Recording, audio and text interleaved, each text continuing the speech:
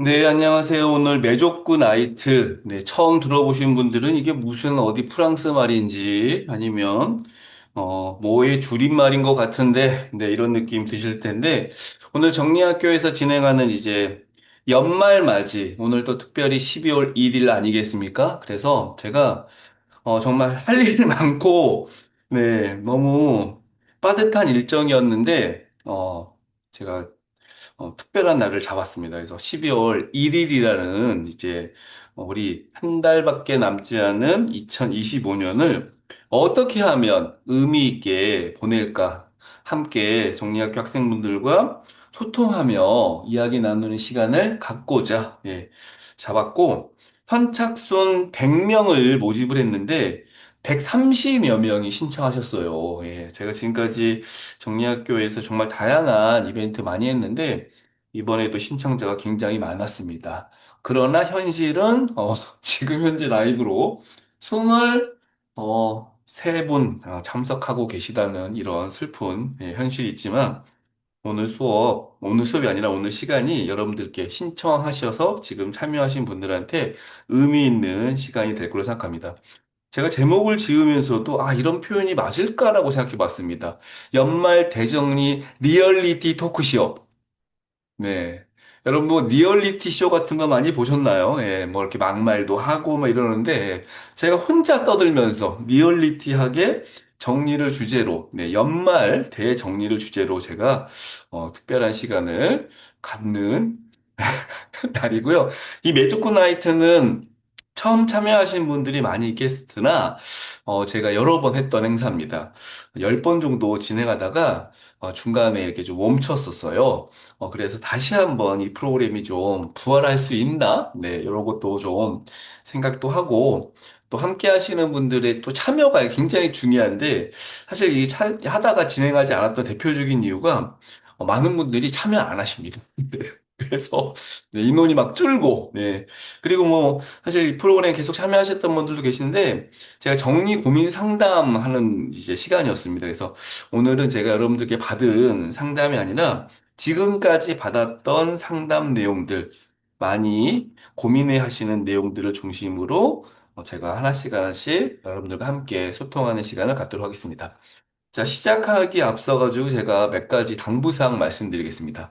제가 이쪽에서 화면을 보고 있습니다. 그래서 저도 혼자 떠드는 거지만 여러분과 함께 소통하는, 그다음에 어떤 분위기신지, 좀 웃고 계신지, 울고 계신지 이런 게 좀 궁금해갖고 화면을 켜줄 수 있으시면 최대한 켜주시면 감사하겠습니다. 네, 화면은 절대 거짓말 하지 않죠. 네, 웃기시면 웃으시고 어이없으시면, 찡그리시고, 네, 소통해 주시는 영상으로, 비디오 켜주시고요.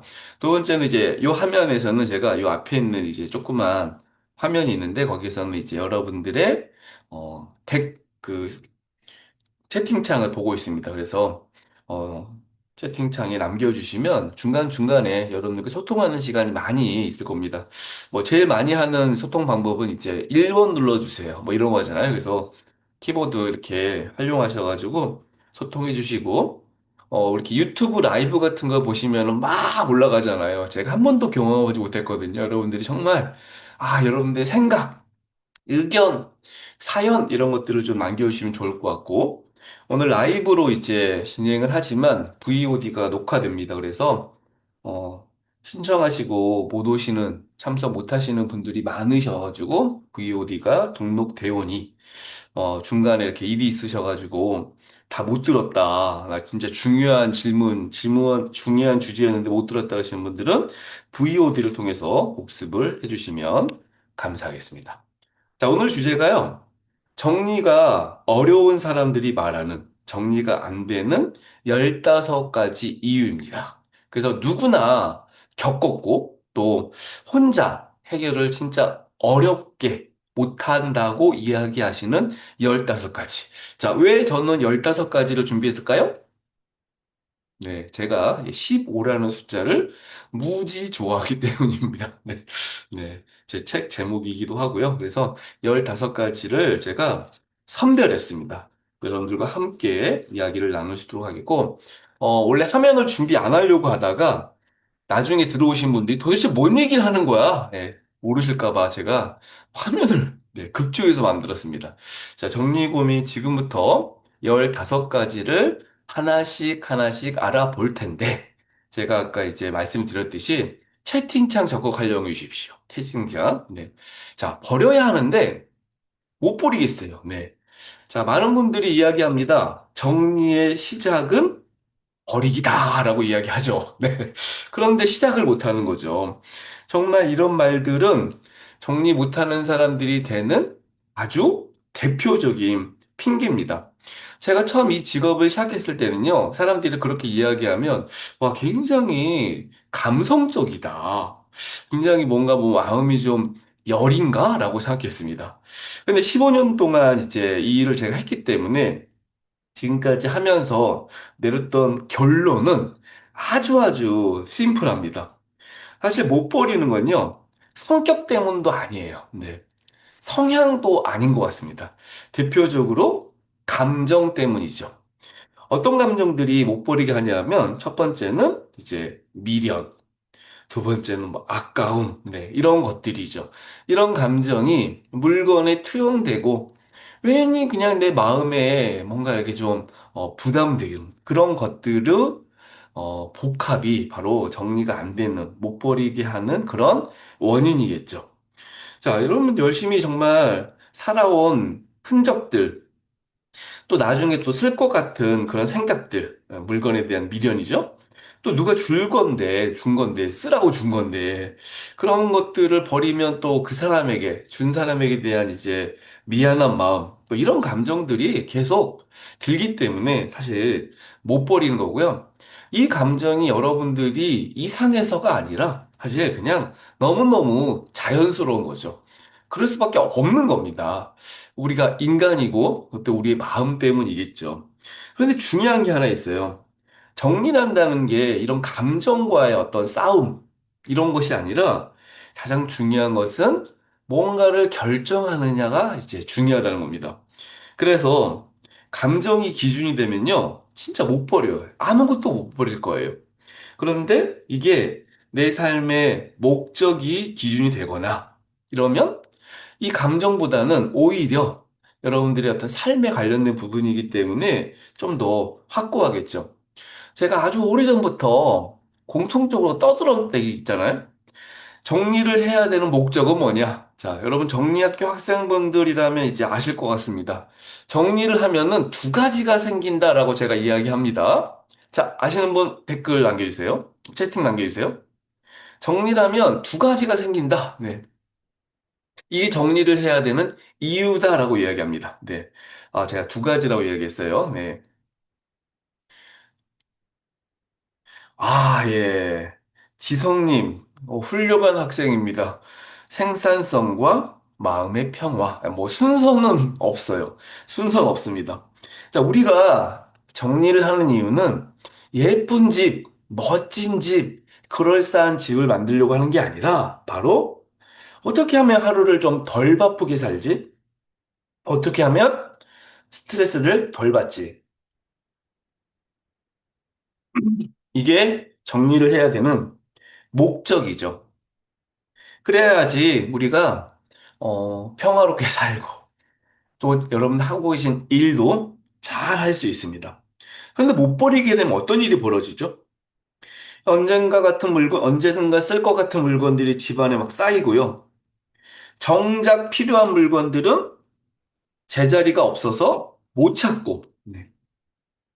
그러다 보면 시간이 뺏기고, 짜증나고, 집안이 복잡해지고, 피로도가 쌓이고, 네.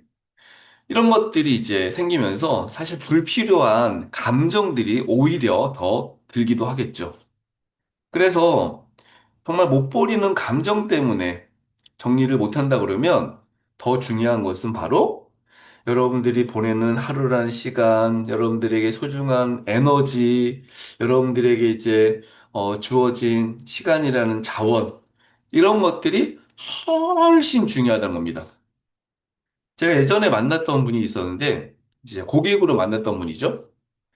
주방에 물건들이 이제 많이 있었는데, 이제 대표적으로 주방에 있는 물건들 중에 사람들이 정말 애착 가지고 있는 물건들, 네, 있지요? 뭐 예쁜 그릇일 수도 있고, 특별한 뭐 소품 같은 것도 있을 수 있습니다. 근데 그분 같은 경우에는 어떤 물건에 대한 좀 애착이 있으냐면, 믹서기에 대한 애착이 있어요. 믹서기. 네. 그 믹서기에 이제, 출처는 어디였냐면, 남편분이 사준 겁니다. 네. 남편분이 이렇게 어떤, 이유 때문에 사줬겠죠. 그래서 그 믹서기를 가지고 있는데 제가 보니까 꽤 오래돼 보이거든요. 물어보니까 10년 됐다고 합니다. 10년. 네. 그래서 제가 물어봤어요. 가장 물어본 거는 이제 중요한 거 뭐냐면 쓰는 거냐. 네. 그 믹서기를 쓰세요? 네. 보통 뭐 올해 몇 번이나 쓰셨어요? 그랬더니 이분이 한 번도 안 썼다는 거예요. 네. 10년 된 믹서기인데 1년 동안 한 번도 안 썼다. 그래가지고, 아니, 그러면 남편분이 그 10년 된 믹서기를 한 번도 쓰지 않으면서 그걸 가지고 있는 거를 좋아하시겠냐? 그랬더니, 그렇지 않은 것 같다는 거예요.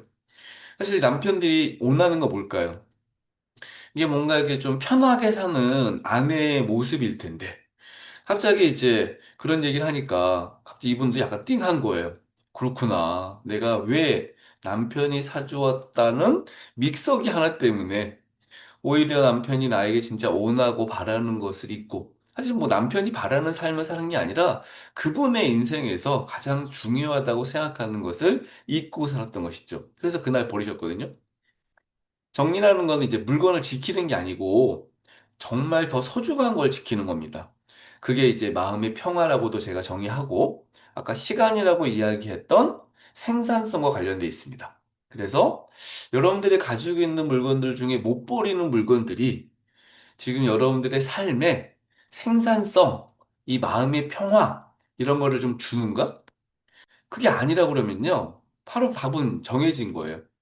그래서 정리를 한다는 게 뭔가를 버리는 어떤 기술적인 것보다는 물건을 버릴지 말지에 대한 기준을 세울 수 있는 그런 용기가 더 중요한 겁니다. 자, 여러분들의 삶에 저는 정리학교 학생으로서 중요하다고 생각하는 생산성, 마음의 평화가 물건을 버릴지 말지에 대한 어떤 명확한 기준이 되었으면 좋겠고, 여러분들이 버리는 물건이 중요한 게 아니라 오히려 물건으로 인해서 복잡함, 그 물건 때문에 받는 스트레스, 공간의 낭비, 그냥 미련 같은 감정, 이런 것들이 훨씬 더 버려져야 될 그런 감정이겠죠. 진짜 남길 것은 여러분들에게 주어진 시간, 어쩌면 마음의 여유, 나를 위한 시간, 이런 것들이 더 중요할 수 있다. 그게 물건을 못 버리는 사람들에게 제가 하고 싶은 이야기입니다. 자, 두 번째 질문. 정리를 해도 유지가 안 돼요. 네. 자, 여러분 생각하시기에 정리된 공간이 유지되는 건 뭘까요? 진짜 많이 들어본 이 질문이거든요. 네, 고민이거든요. 정리를 했는데 유지가 안 된대요. 예, 뒤돌면 안 된대요. 예, 또 밥 먹으면 정리가 안 된대요. 네.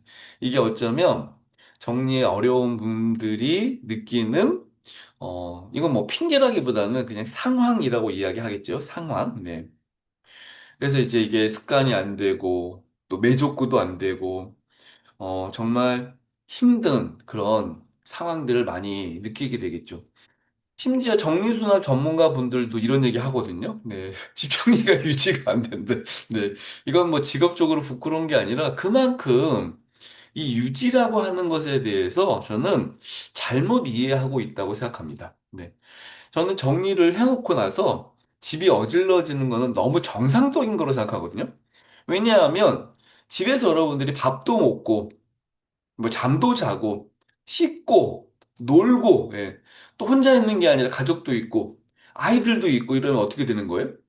그러면 이제 집에 있는 물건들이 사용되게 되기 때문에 집이 정리되어 있다는 것은 뭐 무슨 모델하우스나 박물관이나 방송국 세트 같은 그런 류의 집이 아니라 내가 가지고 있는 집, 내가 가지고 있는 물건들이 제대로 사용되고 그 사용된 것이 오히려 잘 또 재사용될 수 있도록 시스템이 되어 있는 그런 곳이 바로 좀 정리된 집이고 유지라기보다는 어떻게 하면 잘 시스템화 시키지가 더 중요하다는 겁니다. 그래서 저는 중요하다고 생각하는 걸 뭐라고 그러냐면, 유지보다 물건을 쓰고 나서 다음 활동을 위해서 잘 준비되어 있는 거가 중요하다고 하거든요. 그러니까 유지라는 말을 많이 쓰지 마시고, 우리 집이 잘 준비되어 있는가? 내가 밥을 먹고 나서 잘 이제 치워 놓으면 다음에 밥 먹을 준비가 된 것처럼. 내가 씻고 나서 욕실 조금 정리해 놓으면 다음에 씻을 가족일 수도 있고, 내가 또 씻을 때 잘 정리될 잘 사용할 수 있는 그런 욕실이 되겠죠. 그게 훨씬 더 중요하다. 정리가 안 되는 건 여러분들이 뭔가 좀 잘 못해서라기보다는요, 이 기준 자체가 제대로 되어 있지 않기 때문일 수 있다. 아무것도 움직이지 않는지, 뭐, 그럼 밥도 먹지 말고, 이제 잠도 안 자고, 뭐, 씻지도 말고, 애도 없고, 이런 집이 잘 정리된 집은 아니다라는 겁니다. 그래서, 그래, 내가 쓰고 나서 바로, 쓸 수 있도록 두고, 그 다음에 이제 끝나면 다시 그 자리에 두고, 네. 그럼 이제 요리하다 보면은 조리도구 나오니까. 공부하려면 책 같은 거 나오고, 씻으려면 이제, 세면 도구 같은 거 나오잖아요. 그래서, 그 하고 나서 다시 자리로 만드는 것이 중요하다. 그럼 정리가 잘 되어 있는 집은 어떤 특징이 있는지 아십니까? 지금 여러분들이 살고 있는 집이 정리가 잘 되어 있다를, 이게 가늠할 수 있는 몇 가지 질문이 있어요. 대표적인 질문은요, 점검 사항은 물건마다 제자리가 명확하다라는 겁니다. 네. 정해져 있어요. 그래서 이제 어떤 류의 물건들을 딱 가지고 왔을 때, 혹은 사왔을 때, 이거 어디다 둬요? 라고 하면, 대부분의 분들은 이제, 어디다 둬요라고 하지 않습니다. 예. 어디다 두지? 네. 뭐, 이렇게 빈대 둬야 되나? 쩍쩍 긁죠. 네. 정리가 잘 되어 있는 집은 어디에 둬야 될지 자리가 정해져 있어요. 그래서 이제 자리 있는 물건만 사는 겁니다. 정리 안 되는 사람들은 이제 그냥 막 사오시는 그런 경향이 있죠. 그리고 물건이라는 건요, 활동 동선에 잘 맞춰져 있어야 되거든요. 그래서 물건이 적절한 곳에 있어야 되는 것도 있지만, 내 동선과 연결성이 있어야 됩니다.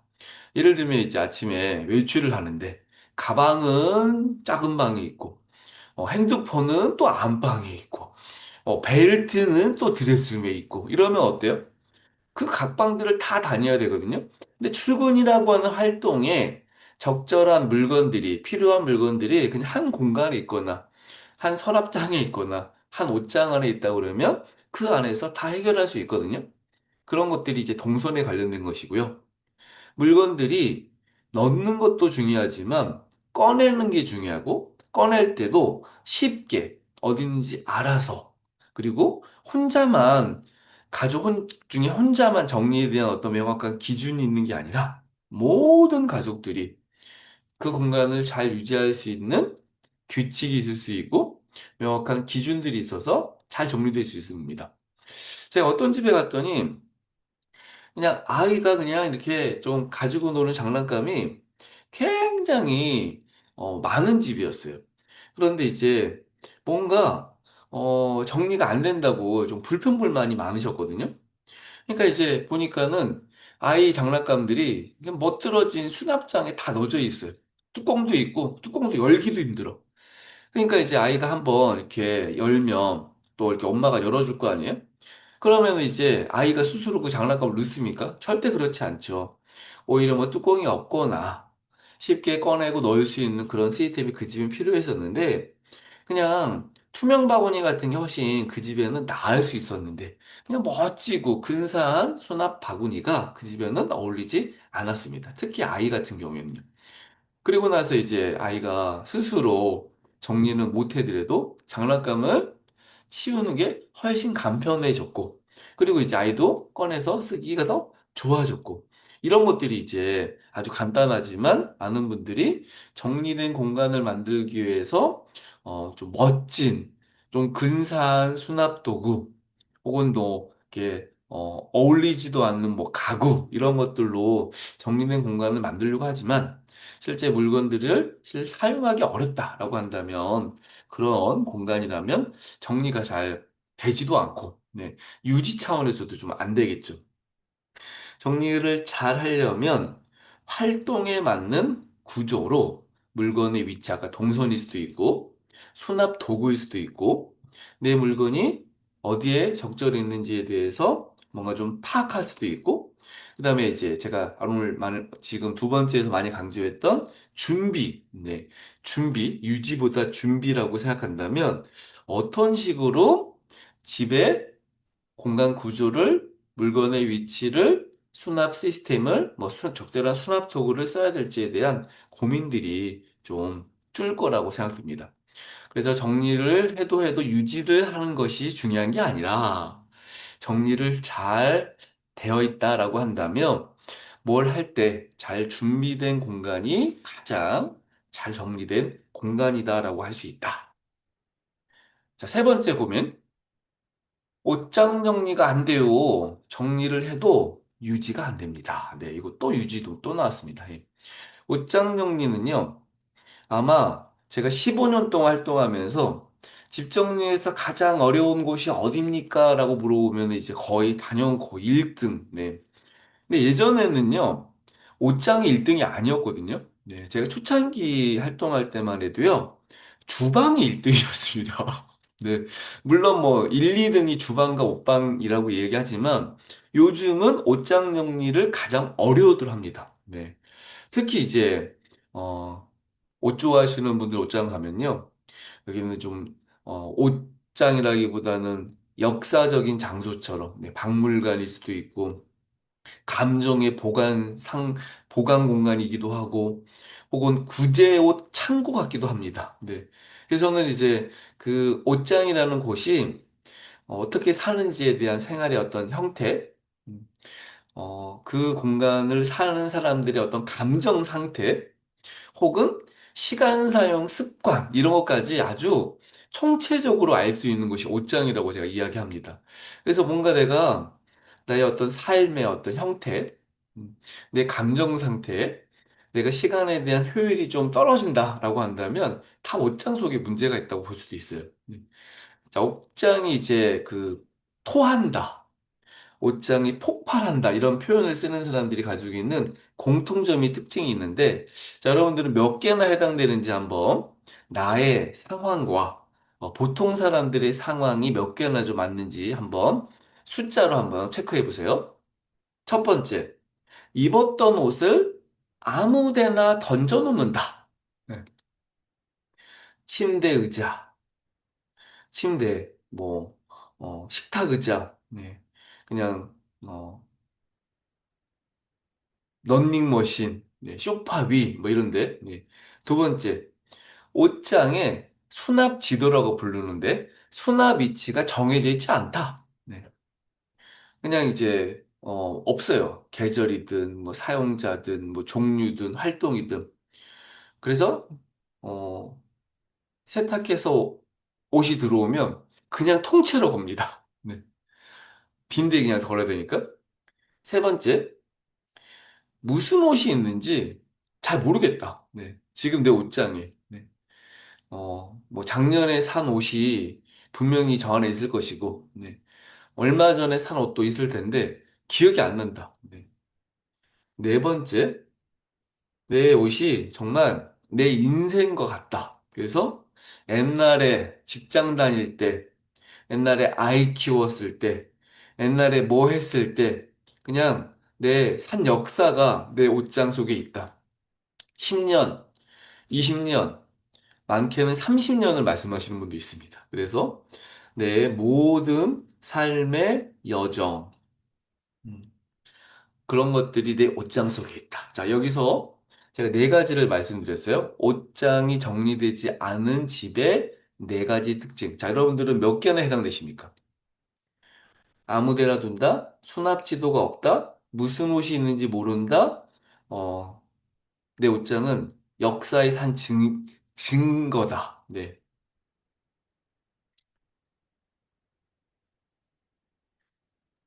네, 채팅창. 네 개 다 해당되시는 분도 있고, 세 개, 세 개, 한 개, 두 개, 네. 지성님 훌륭하십니다. 한 개입니다. 네. 조희정님 두 개, 네. 오, 한두 개. 해당되지 않는 분들이 더 많네요. 네. 오늘 뭐 정리학교 학생들이, 어, 거의 뭐 정리수납 전문가 자격증을 최근에 취득하셔서 그런가요? 네. 자, 그럼 반대로 해보겠습니다. 옷장이 잘 정리된 사람들은 어떤 특징이 있을까요? 여기 또 한번 번호로 매겨보시면 좋을 것 같습니다. 나랑 몇 개나 유사한지. 1번. 매일 조금씩 정리합니다. 네. 매족구가 매일 조금씩 꾸준인데 매일 조금씩 정리합니다. 한 5분? 한, 한 10분 하루에? 예. 조금씩. 네. 매일. 2번. 어떤 옷을 입어야 될지에 대한 분명한 기준을 가지고 있습니다. 예를 들면, 사이즈가 맞는, 편한, 나에게 어울리는, 입으면 기분 좋은, 이런 것처럼 명확한 기준을 가지고 있습니다. 입는 옷 기준. 네. 세 번째. 네. 제가 요즘 많이 강조하는 거죠. 여러분, 잘 정리된 옷장은요, 정리할 게 없는 옷장입니다. 네. 정리를 매일 꾸준히 이런 것도 중요하지만 가능하면 정리를 안 해야 되는 옷장이 좋은 옷장일 수 있거든요. 그래서 사계절 옷장을 요즘 많이 만듭니다. 네. 그냥 계절 분류해가지고 이렇게 1년에 두 번 아니면 네 번씩 정리하는 게 아니라 그냥 사계절 옷장이에요. 네. 항상 저 상태에 있어. 예, 저희 집 사계절 옷장이거든요. 예. 그러니까 계절마다 옷을 이렇게 어디로 막 옮길 필요가 없어요. 예. 그래서 사계절 옷장만 있고 거기에 이제 그 이유 때문에 1년 내내 그 공간에서만 정리하면 됩니다. 네. 그게 이제 잘 정리된 옷장들이 가지고 있는 특징이에요. 자, 나는 매일 조금씩 정리한다. 입는 옷에 대한 분명한 기준이 있다. 옷장 정리를 해야 되는 이런 좀 불필요한 그런 어떤 이제 스트레스 같은 게 별로 없다. 그러면 이제 잘 정리된 옷장일 수 있습니다. 자, 여러분들은 몇 개나 해당됩니까? 제가 세 가지 말씀드렸어요.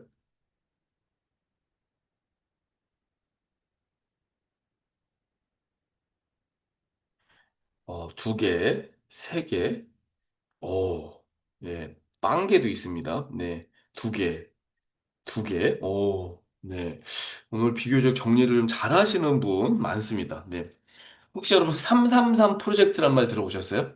음, 정말 이게 말도 안 되는 얘기처럼 들리는데, 한 계절에 해당되는 옷을 33벌만 두고 이걸로 3개월을 유지하는 겁니다.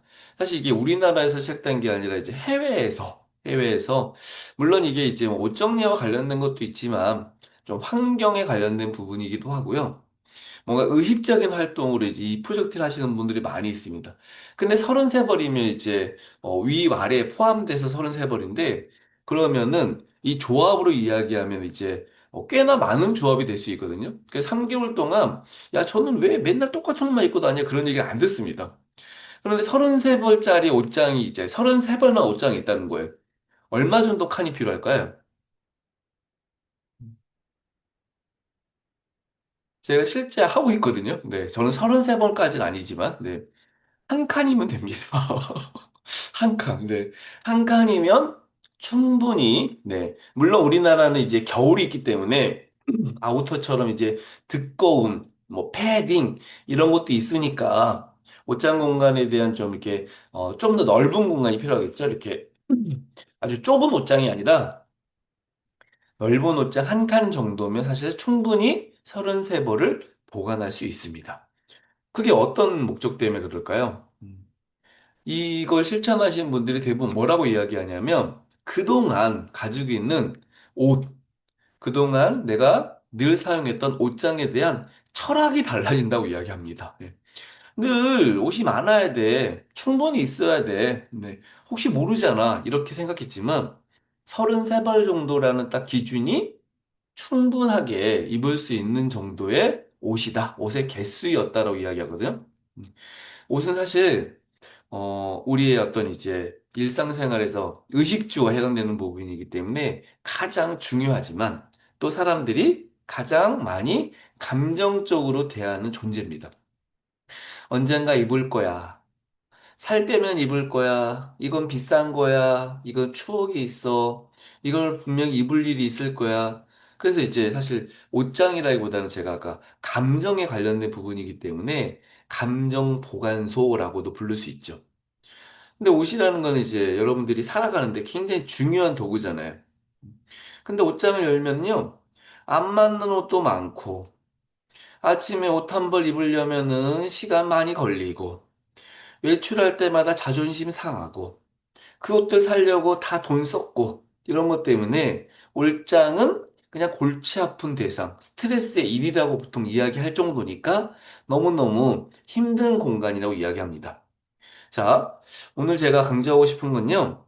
잘 정리된 옷장은 지금까지 가지고 계셨던 생각을 좀 바꾸시면 좋을 것 같아요. 정리가 필요 없는 옷장이다. 그래서 가능하면 잘 정리할 수 있는 최소한의 수량이 필요하다. 그리고 저는 33번을 강조하는 건 아니에요. 그리고 여러분들에게 맞는 구조가 필요하다. 그래서 수량을 줄이면 선택, 관리, 스트레스 같은 게 좀 줄 것이고, 잘 구조가 잘 잡히면 자연스럽게 자리가 정해지고, 이게 사계절 옷장 만들기 핵심이거든요. 그래서 자리가 잘 잡히니까 옷을 찾기도 쉽고, 꺼내기도 쉽고, 넣기도 쉽고. 그래서 옷 정리를 잘 하려면 보통 입지 않는 옷이 옷장 안에 많게는 70%, 어떤 분들은 60%, 저는 입지 않는 옷이 없애야 된다고 이야기를 하지 않습니다. 네. 그리고 또 이게 이벤트 같은 게 있기 때문에 그래도 이 입지 않는 옷을 최소화시키는 게 중요하다. 그래서 옷장 정리를 잘하는 사람들이 가장 사실 많이 하는 게 버리기죠. 한 80%가 버리기와 해당돼 있습니다. 그리고 20%는 자리를 잡는 것이다. 옷이 많은데 정리가 잘 되는지 사실 전 거의 못 봤어요. 왜냐면 이제 정리수납 서비스를 하다 보면 옷 많은 집을 정말 많이 가거든요. 네. 옷이 뭐 1,000벌 넘게 있는 집도 많이 만납니다. 예. 그래서 혼자 힘으로는 감당을 못 하는 거예요. 어디에 둬야 될지 걸려고 하니 공간은 좁고 이걸 또 일일이 개려고 하니까는 개는 옷이 너무 많고 한번 꺼내 놓으면은 그냥 이렇게 무덤 쌓이고 이런 집들이 많기 때문에 여러분들이 하셔야 될 정리, 옷 정리에서 핵심은 연말이 가기 전까지 입지 않는 옷을 한번 선별하셔서 정리를 하시는 것이 가장 좋다고 생각합니다. 저 같은 경우에는 한 50여 벌 정도 옷을 가지고 있어요. 그래서 옷에 대한 스트레스가 거의 없습니다. 네, 근데 이제 제가 이런 말 하면은 또 어떤 분들은 넌 남자 아니냐. 예. 나는 안 그렇다. 예. 그리고 이제 사실 개수가 중요한 게 아니라 저는 옷에 대한 감정, 미련, 패션 의식 이런 게 별로 없기 때문에 그렇습니다. 예. 그렇다고 제가 오래전 정리를 알기 전에도 이랬느냐? 예, 그건 아니죠. 제 강의를 들어보시면 많은 분들이 알고 계실 텐데, 저도 꽤나 많은 옷을 가지고 있었어요. 그랬지만, 정리에 대한 눈을 뜨고 나서 제 삶을 위해서 정리를 했던 많은 품목 중에 대표적인 게 옷과 책이었고, 옷을 엄청 버리기 시작했습니다. 예. 그리고 지금도 많이 버리고요. 네. 그리고 너무 유지를 잘할 수 있게 만드는 대표적인 이제 상황은 저는 옷을 거의 안 삽니다. 네. 네. 정말 필요한 개수만 사거든요. 네. 최근에 언제 옷을 샀는지 기억도 안 나요. 예. 그래서 옷이 사실 어느 정도 관리 범위 안에 있기 때문에 잘 정리된 옷장을 만드는 것 같습니다. 자, 중요한 거는 이제 제가 관리할 수 있는 범위를 말씀드리는 거예요. 네. 자, 네 번째. 옷장 다음으로 많은 분들이 스트레스가 되는 곳이 주방이라고 이야기하는데, 주방 정말 총체적 난국이라고 표현할 정도로 너무 좁은데 너무나 많은 게 있습니다. 그 중에 대표적으로 많이 가지고 있는 게 식기. 플라스틱 용기. 자, 한번 여러분들의 주방을 한번 상상해 보십시오. 예. 자, 한숨 나온다 1번. 괜찮다 2번.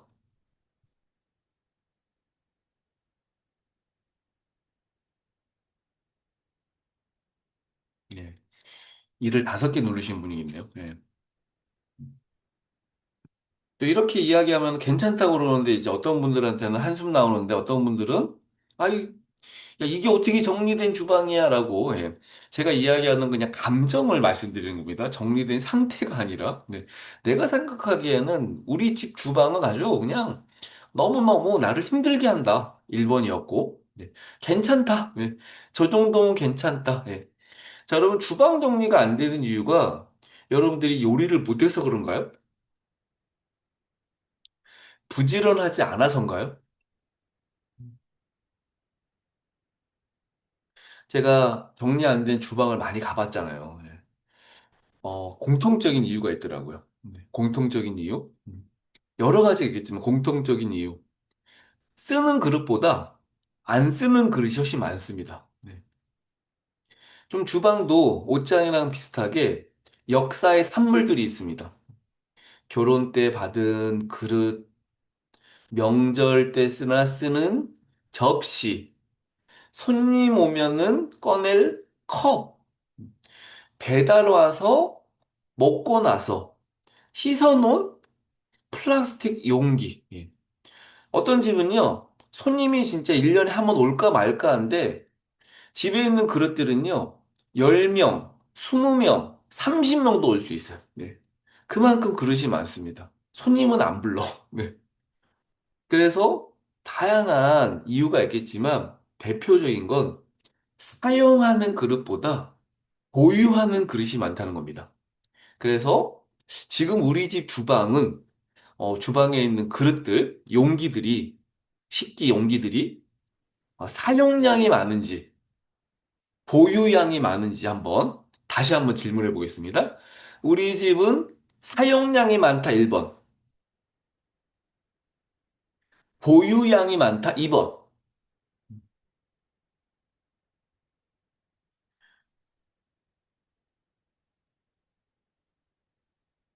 네, 물론 뭐 혼자 사시는 분들은 지금 1번 누르신 분들 제가 알기로는 다 혼자 사시는 분들이거든요. 네, 걸렸죠? 네. 자, 만약에 식구가 4식구가 있어요. 여러분 집에. 그럼 밥그릇이 몇 개 필요한가요? 수저, 접시, 음, 냄비, 네. 냄비 10개 있는 집 많거든요. 네. 어느 정도 이렇게 좀, 네, 개수가, 범위가 생기겠죠. 네. 뭐, 밥 먹다가 아이가 밥그릇을 깨면 안 되니까, 어, 한 5개나 6개는 필요한가요? 네. 어떤 집은 10개, 어떤 집은 20개, 어떤 집은 30개까지 있습니다. 네. 정말 박스도 뜯지 않는 그런 그릇들을 이렇게 마시고 모셔다 두는 분들도 많이 있습니다. 네. 이 주방 용기 같은 경우도 정말 쉽게 살 수 있는 이렇게 마트나 백화점 가면은 이렇게 많이 팔고 다이소에 가도 정말 그릇이 넘쳐 흐릅니다. 예, 저도 이제 시장 조사나 이런 것 때문에 다이소 가끔 가는데 정말 사고 싶은 예쁘고 사이즈 다양하고 분위기 좋고 이런 류의 이제 그릇들이 많죠. 요즘 대표적으로 많이 늘은 것들이 바로 이제 배달 음식이 넘쳐나면서 배달 음식 용기, 플라스틱 용기가 엄청 많습니다. 예. 그리고 이제 반찬 같은 거를 만들면 한 끼 먹을 반찬을 만들지 않잖아요. 저희 어머니는 한 끼 먹을 반찬만 만드셨거든요. 네, 그래서 정말 쉽게 만드는 제가 오이 이렇게 좋아하는데 오이 무침, 뭐 겉절이 그런데 지금 주방에서 반찬을 만들려고 그러면 뭐 뭐 최소 3일? 어쩌면 뭐 한 달? 이렇게 이제 먹을 반찬들을 만들잖아요. 그러니까 밀폐용기도 엄청 많아집니다. 그래서 이제 이 그릇 같은 용기가 많은 집은요, 정작 필요한 용기를 또 못 찾아요. 예. 이렇게 말씀하시더라고요. 뚜껑 없어요. 네. 몸통만 있어요. 예. 크게 안 맞아요. 예. 이게 많은 분들이 이제 주방에 있는 용기 때문에 받는 또 수 있습니다. 정말 정답은 너무 명확하죠. 예, 수량을 줄여야 됩니다. 정말 주방을 아무리 정리를 잘한다고 해도 수량이 많으면 정리가 안 되잖아요. 그래서 예전에 미국의 아주 유명한 정리 컨설턴트가 그런 말을 했습니다. 살림을 줄이면 살림하는 시간이 반으로 준다. 네. 그만큼 살림의 양이 되게 중요한데 보통 그래서 이제 주방 같은 경우에는 이제 이런 용기들이 넘쳐나기에 어떻게 하면 용기를 줄일까 제가 고민하다가 어떤 어머니가 그런 얘기를 하는 거예요. 저희 집은 그릇 안 쓰고 식판 써요. 아빠도 엄마도 다 식판 쓴대요. 애들이 그 어린이집 가면은 식판 사가지고 가지고 그걸 먹잖아요. 근데 그 집은 어른도 식판을 써. 그러니까 전 너무 황당해가지고 아니 뭐냐 그게 왜 그러냐 그랬더니 식판을 쓰면 설거지가 엄청 쉬워지고 그릇 별로 이렇게 쓰지 않으니까 편하고 반찬도 딱 먹을 만큼만 덜 수 있고 뭐 이런 특징이 있다는 거예요. 예. 그래서 혼자 살 때 제가 자취를 좀 했었거든요. 자취할 때 정말 저는 정말 식판 썼었습니다. 네. 그래서 저는 뭐 최고의 주방에서 쓰는 식기 중에 이제 식판이 정말 좋다고 생각하지만 네. 이건 뭐 또 제 생각이니까 그렇게까지 제가 이야기한 적이 있습니다. 식판을 바꾸면 접시 같은 것도 줄고, 네. 동선도 쉽고, 네. 아이들은 어휘로 익숙할 수 있겠죠. 네. 주방에서 정말 많은 분들이 골치 아파하는 게 있어요. 제가 그 주부 대상으로 특강을 많이 하잖아요. 시간에 관련된 것보다는 이제 공간에 관련된 강의에서 이런 질문을 한 적이 있습니다. 가장 줄이고 싶은 시간은 어떤 시간이에요? 네, 집에서 하는 시간, 집에서 하는 활동 중에. 그러면 집에서 이거 좀 안 했으면 좋겠어. 네. 제일 골치 아파하시는 게 이제 옷깨기. 네. 밥 먹는 것까지 좋대. 밥을 차리는 게 싫고요. 밥을 먹으면 또 뭘 해야 돼요? 설거지 하기가 싫어. 네. 이거 진짜 안 했으면 좋겠대. 요즘 뭐 식기세척기가 있으니까 조금 줄기도 했지만 밥은 해야 되잖아요. 반찬은 준비해야 되고요. 장은 봐야 되고. 이런 류 시간이 많습니다. 자, 그럼 이 골치 아픈 주방을 가장 쉽게 우리 연말까지 정리할 수 있는 방법이 뭘까요? 요건 꼭 실천했으면 좋겠습니다. 이번 달 안에 올해, 올해 한 번도 쓰지 않는 그릇을 다 꺼내는 거예요. 내 기억이 안 나. 한 번도 쓰지 않는 그릇. 그래서 그 그릇들을 한번 관찰해 보는 겁니다. 자, 제가 꺼내기만 하라고 그랬어요. 뭘 하지 마라? 버리란 얘기는 안 했습니다. 그리고 내가 사용하는 그릇은 이제 안 꺼내진 그릇이 아닐 겁니까? 그러면 이제 대략 얼마 정도가 있으면 충분히 쓸 수 있는 쓸 수 있는 건지에 대한 수량이 가늠될 거예요. 사용량을 늘린다는 의미겠죠? 보관량을 줄인다는 의미일 수도 있습니다. 그래서 내가 가지고 있는 이 주방이라는 공간을 정리할 때 가장 중요한 것은 이 공간에 대한 뭐 효율도 중요할 수 있지만 내가 정말 중요하다고 생각하는 것을 확보하는 게 중요하다. 이 확보하는 것에는 많은 분들이 이제 불필요한 시간은 이런 거 좀 줄이고 싶다. 아까 뭐 어, 요리하는 시간, 식사 준비하는 시간, 설거지 같은 거 하는 시간, 이런 시간, 뭔가 이렇게 좀 정리를 해야 될 그런 시간보다 오히려 휴식, 가족 간의 대화, 자기 돌봄, 이런 시간이 훨씬 중요합니다. 그래서 이제 1년 동안 안 썼던 그릇들을 다 꺼내 보니까 이 박스 한 개만큼 되는 거예요. 근데 돈으로 환산해 보니까 딱 얼마 나와. 대략 나올 것 같아. 그게 지금까지 중요하다 생각까지 못 버렸거든요. 그런데 그거보다 더 중요한 것은 아까 여러분들에게 필요한 휴식, 여러분들과의 가족과 함께 보내는 어떤 시간, 나를 돌보는 시간, 이런 게 아마 이 박스 한 개만큼의 금액보다 훨씬 가치 있을 겁니다. 그래서 주방 정리 골치 아파, 힘들어, 지금까지 1년 동안 올해 한 번도 쓰지 않았던 그릇들, 불필요한 용기들, 수납 도구들, 이런 것들을 좀 찾아보시면 좋을 것 같습니다. 다섯 번째, 아이 있는 집이라면 정말 이런 고민들 많이들 하십니다. 교구, 작품, 교복, 책, 정리가 안 돼요. 예. 교복 같은 경우에는 저희 집 같은 경우에는 이제 너무 정리를 잘하더라고요. 왜냐하면 교복을 안 입어요.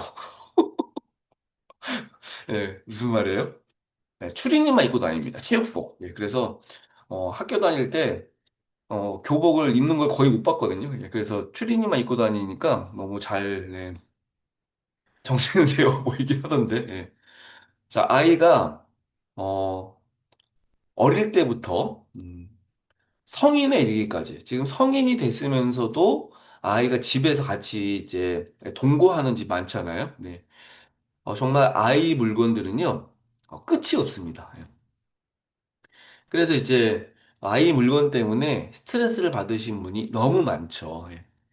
아이가, 아이 물건이 정리되는 거의 끝은요, 아이가 집을 떠날 때예요. 네. 근데 현실은 뭐냐면, 애들이 집을 떠나도, 얘 물건을 놓고 떠납니다. 예. 그래서 제가 이제, 부모님들한테 꼭 강조하는 건, 아이가 이제 어떤 뭐 직장이든, 결혼이든, 해외 거주든, 이런 것 때문에 이제 출가를 하면 꼭 각서를 받으라고 얘기합니다. 예. 내 물건은 1년 이내에 내가 정리하지 않으면 모든 물건의 소유권은 엄마에게 돌아간다. 네. 엄마가 알아서 해도 나는 책임지지 않는다. 네, 뭐 이런 거. 예. 그게 돼야지만 좀 정리가 되는데, 아이가 출가해서 결혼해가지고 지금 10년, 20년이 돼도 그 집에 이제 아이 물건이 있기도 합니다. 그러니까 아이 어릴 때 물건, 아이의 어림과 나이랑 상관없이 다 커도 예, 정리 안 되는 거는 이제 아이들이 또 많은 원인을 제공하죠. 너무너무너무 다양한 물건들이 있습니다. 교구, 애들이 만들어 온 작품, 책, 학습지, 상장, 참고서, 문구류, 액세서리, 뽑기 인형, 앨범, 취미, 운동, 네. 정말 말도 못할 정도로 많은 물건들이 있죠. 정말 이게 한 1cm도 안 되는 물건부터 막 사이즈 큰 물건까지 어디다 둬야 될지, 위치 자체를 찾지 못하고, 네. 그걸 다 보관하기 어려울 만큼의 물건이 있습니다. 이 공간에 관련된 것 중에 이제 대표적인 어려움이 뭐냐면, 사람들은 뭔가 이게 그, 이 범위랑 상관없이 범위 때문에 많은 물건들이 이제 생기면 그 물건들이 또 고스란히 들어가는 그런 일들이 막 생기잖아요. 그러니까 아이 방이 이제 넓으면 넓은 대로 많고 아이 방이 좁으면 좁은 대로 많고 정말 뒤섞여 있고 바닥에도 물건이 있고 이런 류의 물건들이 많습니다. 아이와 관련된 물건들 중에 정말 정리하기 어려운 대표적인 이유가 두 가지가 있어요. 첫 번째는 뭐냐면 보통의 물건들에 비해서 아이들의 물건은요, 굉장히 정서적인 물건들이 많다는 겁니다. 작품이라고 부르는 것들, 아까 상장, 예. 처음 신었던 신발, 제가 너무 좀 재밌었던 것 중에 아이가 태어나서 처음 코를 풀었던 이 거즈를 가지고 있는 분이 있었거든요. 예. 이 첫 콧물이라고. 예. 그러니까 첫이라고 하는 거에 되게 상징성이 많이 이제 들어가잖아요. 뭐, 처음 뽑은 이빨, 네, 이런 것들도 이제 뭔가 좀 감정적인 가치로 물건을 두기 때문에, 쉽게 버리기를 못하는 분들이 많이 있죠. 두 번째 어려운 거 뭐냐면, 아이들이 스스로 정리를 거의 안 하고 못한다는 사실입니다. 예. 그래서 이제, 뭐 자리가 없기도 하고, 도구도 좀 적절치 않고, 규칙도 없고, 네. 아이한테 뭐 뭐라고 해도 이게 말 들어먹지도 않고, 이런 것들이 있는 거죠. 제가 아이의 공부 습관을 키워주는 정리의 힘이라는 책을 썼습니다. 그 책을 이제 쓰고, 엄마들 대상으로도 도서관 같은 데서 많이 강의를 했어요. 그때 강의하면 이제 제가 많이 이야기한 게 뭐냐면, 아이의 공부 습관은 초등학교 3학년까지만 가능하다. 네. 이유가 뭐예요? 아이가 이제 3학년 이상이 되면 뭔가 가르치는 게 쉽지 않기 때문이다. 이게 습관의 문제일 수도 있고요. 규칙에 대한 문제일 수도 있기 때문입니다. 예. 애들이 반항하고요. 말 안 듣고요. 예. 뭔가 이렇게 좀 그 자신의 물건과 공간에 대한 자기 주장도 확실해지기 때문에 뭔가 이제 부모로서 아이가 스스로 정리할 수 있는 시스템을 혹은 정리 어떤 습관을 루틴을 만들어주는 게 진짜 어렵습니다. 그런데 최근 그렇게 제가 이제 그 연령대에 맞춰 썼지만, 여러분, 아이가 고학년이 됐어요. 초등학교가 아니라 이제 중학생이 됐습니다. 혹은 지금 이제 대학생이 돼가지고 대학교 2학년이야. 막 20살, 20살이 넘었어요. 성인이 된 거죠. 그러면은 어떻게 해야 돼요? 그냥 방관하면 되는 겁니까? 아니면 이렇게 좀 포기를 해야 되는 겁니까? 중요한 건요. 정리 교육은 아이의 성향이나 성격을 바꾸는 게 아니라 시스템을 교육하는 겁니다. 시스템. 그래서 저는 윤선현의 정리학교가 성인 교육 하는 곳이잖아요. 저희 정리학교는 애들 교육하는 곳이 아니거든요. 성인 교육에서 제가 강조하는 건 뭔 교육을 시키는 거예요? 시스템 교육을 시키는 겁니다. 네. 예를 들면요. 아까 동선이 중요합니다. 물건은 분류 기준이 중요합니다. 사용하느냐, 사용하지 않느냐, 개수가 중요합니다. 모든 물건은 제자리가 있어야 됩니다. 적절한 수납 도구가 있어야 됩니다. 이런 것들을 제가 이야기하거든요. 그래서 정리된 그러니까 아이들이 정리를 잘 할 수 있으려면 몇 가지 중요한 게 있습니다.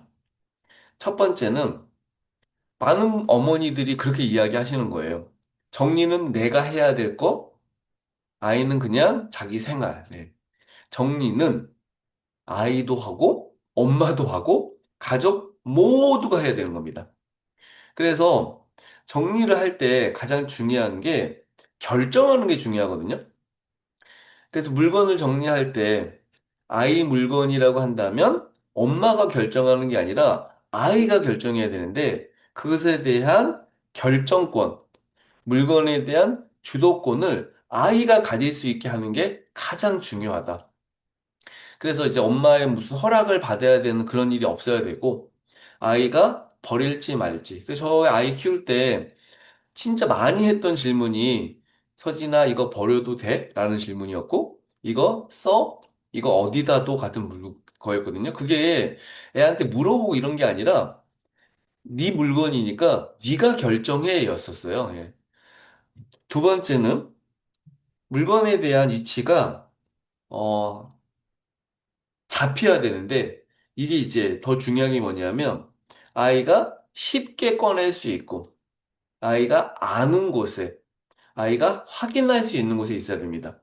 아까 이렇게 뭐 아주 멋들어진 인테리어에서나 쓸 수 있는 그런 바구니에 장난감이 있기보다는 아까 투명 용기나 오히려 뚜껑 없는 용기나 좀 촌스러워 보여도 라벨이 붙여져야 될 수도 있고요. 아이가 쉽게 꺼낼 수 있는 정도의 이렇게 무게 이런 게 중요할 수 있겠죠. 그런 시스템을 단순화시키는 게 진짜 중요하다. 세 번째는 아이가 만들어 놓은 작품이나 교구나 책, 교복은 제외하고요. 이런 것들은요, 정기적으로 정리를 해야 됩니다. 시즌, 계절, 학기, 네. 아이 뭐 방학, 시작, 혹은 방학 끝나기 전, 저 아이가 초등학교 다닐 때, 방학 때마다 아이 책 정리를 했거든요. 그 마지막 날, 그 방학 끝나면, 그런 것처럼 주기적으로, 정기적으로 정리를 해놓는다. 아이 작품 같은 경우도 계속 쌓이지 않도록 둔다. 물건을 정리하는 데 있어서 가장 중요한 건 뭐냐면, 버리기보다는요, 이 순환을 잘해야 되거든요. 저는 이제, 공간 정리 핵심은 회전이라고 이야기합니다. 회전. 흐름이라고도 이야기하고요. 지금 썼던 표현은 순환이라고 이야기했습니다.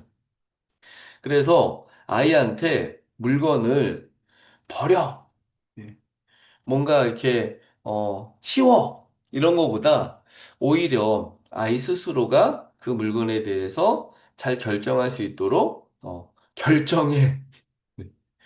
아이가 스스로 정리할 물건에 대해서 선택할 수 있도록, 그런 류의 표현들이 오히려, 네, 정리해라는 잔소리보다는 훨씬, 우리 어머니들이 해야 될, 네. 그래서 이제 결정권을 줘야 된다. 아이 공간, 아이 물건에 대해서 주도권을 줘야 된다. 그 결정권을 줄 수 있는 어떤 정리 데이 같은 이벤트를 만들어야 된다. 정기적인 그런 확인 절차가 필요하다. 이게 아이들과 함께 할 수 있는 정리 문제를 해결할 수 있는 방법인 것 같습니다. 예. 자, 여섯 번째. 주로 남편인데요. 예. 남편이 못 버려요. 안 버려요. 예. 정말 이거는 제가 15년 동안 활동하면서 너무너무 많이 들었던 정리를 도와주지 않는 거예요. 정리의 어떤 동반자가 아니라 거부를 하는 거부자가 있는 겁니다. 예. 그래서 이제 정리를 실제 이렇게 배우시고 집 정리를 하시는 아내분들이 물건을 막 정리하면 남편이 어느 날 이렇게 물어본대요. 예. 야, 설마 나도 버리는 건 아니지? 예. 야, 너 뭐 이렇게 잘 버려? 예. 무섭다, 야, 이렇게 얘기를 한다는 거예요. 예. 근데 사실 현실은 이제 남편은 어딜 버릴 데가 없잖아요. 예. 남편은 분리수거가 안 됩니다. 예. 그래서 저는 이제 농담으로 남편은 반품만 가능하다. 예. 부모님이 살아계셨다는 이제 전제하에서, 예. 이건 좀 농담이에요. 예. 그래서 이제 가족 중에 누군가가 못 버리는 건 분명한 이유가 있을 텐데, 대표적인 이유는 뭐냐면, 뭐, 많은 분들이 뭐 그런 감정들을 싫어하는데, 뭔가 물건에 대해서 이렇게 정리에 대한 스트레스를 준다는 게 뭔가 통제받는다는 느낌을 받는다는 거예요. 그래서 이게 지금 정리를 한다는 거는 이제 통제가 아니라 뭔가 좀 자율성이 중요한데 왜 자꾸 내 걸 건드려? 네. 왜 자꾸 이렇게 버리라고 강요해? 라는 느낌을 받는다는 거죠. 예. 그래서 저는 정리가 안 되는 이유가 정리를 하고 싶지만 빨리 결정을 못 하는 거예요. 예. 그리고 뭔가 이렇게 좀 시간을 끄는 거죠. 남편분들이 주로 이제 야, 내가 할게. 네. 나중에 할게. 알아서 치울게. 라고 이야기하면서 자꾸 이제 미루는데 그 미루는 게 이게 뭔가 좀 감정적인 불편이라기보다는 뭔가를 버린다는 게 스트레스를 받는 거를 너무너무 잘 아는 거예요. 예. 아까 이제 뭐 체력적인 부분이 있을 수도 있고 시간적인 문제일 수도 있고, 오히려 지금 막 이렇게 좀 재밌는 거, 텔레비전 같은 거 보고 있는데, 좀 쉬고 싶은데, 자꾸 버리라는 거야. 그러니까 힘들고, 짜증나고, 예, 그런 류의 이제 이유 때문에, 어, 함께 정리를 참여하지 않고, 적극적으로 나서지 않고, 이런 일들이 많이 있습니다. 그래서 제가 정리가 안 되는 가족들에게 남편이든 아내든 그런 분들한테 많이 강조하는 게 있다면 뭐냐? 네, 이거 막 또 최근에도 제가 강의 때도 많이 얘기했던 건데 정리를 하려면 가족 중에 누군가가 정리 주도권을 가지고 있어야 됩니다. 음. 정리 주도권을 정리를 하려고 하는 사람이 쥐고 있어야 돼요. 그래서 이제 앞으로 물건 정리는 혹은 뭐 내가 거실을 정리하는 거는 내가 결정할 거야. 네. 그런 어떤 이제 확실한 의사소통이 필요한 거죠. 특히 집에서 가장 중요한 거는 저는 공용 공간이라고 이야기합니다. 여러분 집에서 대표적인 공용 공간은 어디 있어요? 이 너무너무 재밌는 사실이 있더라고요. 옛날에는 공용 공간이 많지 않았거든요. 근데 요즘 공용 공간이 엄청 늘어났습니다. 네, 대표적인 곳은 어디죠? 네, 당연히 거실, 주방, 네, 더 있어요. 네, 식탁, 네, 주방, 욕실, 네, 거실에 소파, 화장실, 네, 신발장, 예. 다 나왔네요. 예. 이거 말고도 뭐 베란다도 공용 공간이기도 하고요. 예. 그리고 이제 가족끼리 함께 사용하는 방이 있는 집도 있습니다. 예. 어때요? 공용 공간이 엄청 많아요. 그래서 공용 공간 같은 경우에는 특정 가족 중에 한 명이 그 공간의 담당자가 돼야 됩니다. 그래서 저는 이 정주권이 중요하다라고 이야기하거든요. 공간의 정리를 맡아서 할 수 있는 이 담당자가 정해져야 된다. 두 번째는 제가 많이 해봤던 방식인데 이게 그래도 제가 써먹었던 방식이고 제 삶에 어떤 변화를 만들어주기 때문에 많은 분들한테도 좀 도움이 될 거라고 생각합니다. 가족 물건을 참견하고 뭐라 하기 전에 자기가부터 정리하는 거예요. 자기 옷을 정리하고 나서 가족들한테 옷을 정리하라고 해야 되는데, 자기 가방을 정리하고 나서 가방을 정리하라고 해야 되는데, 자기 것도 정리 못하면서 자꾸 뭘 버려라, 이걸 두지 마라, 이렇게 이야기하는 거는 설득이 안 됩니다. 저는 어떻게 했냐면, 제가 잘 정리된 공간을 의도적으로 만들어서 그 공간이 시각적이든 사용의 편리성이든 뭔가 이렇게 좀 편안함을 주는 요소든 그런 걸로 의도적으로 했거든요. 그래서 이제 정리가 안 되는 가족들한테 정리를 뭐뭐뭐 해라고 얘기했을 때 제 말은요 설득력이 있어요. 네. 왜? 제가 정리를 잘하니까. 저희 아이한테 옷을 입었으면 벗었으면 혹은 빨았으면 어디다 둬라고 이야기하면 저희 아이가 아빠는 왜 아빠도 안 하잖아라는 얘기를 안 하죠. 왜냐하면 전 잘 하기 때문에. 그래서 가족과의 마찰을 그렇게 좀 줄여라. 세 번째는 함께 해야 될 공용 공간의 범위를 가능하면 다 정리하기보다는 한 군데부터 정리하는 겁니다. 한 군데부터. 그래서 제가 제일 추천하는 게 현관이거든요.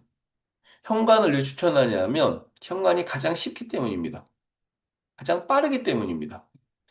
정말 10분이면 정리할 수 있어요. 물론 신발장까지는 안 가도. 네. 그래서 내가 우리 집에 공용 공간이 있다 그러면 이 공용 공간을 한 군데부터 한번 정리를 해보는 거예요.